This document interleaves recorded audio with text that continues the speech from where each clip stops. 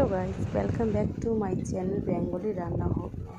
আজকে আমি বানিয়ে নিচ্ছি পার্শে মাছের ঝাল। এই দেখেন, আমি পার্শে মাছটা কেটে নিয়েছি আগে দিয়ে, এটাকে ভালো করে ধুয়ে নেবেন। এই যে আমি তেলটা গরম করতে দিয়ে দিয়েছি কড়াইতে। একটু বেশি করে তেল নেবেন। তেলটার মধ্যে আমি দিয়ে দেবো এই যে হলুদ লবণ মাখিয়ে নিচ্ছি, এটা পার্শে মাছের মধ্যে। এটাকে আমি ভালো করে ভেজে নেব, আপনারা আপনাদের মতো ভেজে নেবেন। যে তেলে দিয়ে ভেজে নিচ্ছি মাছটাকে।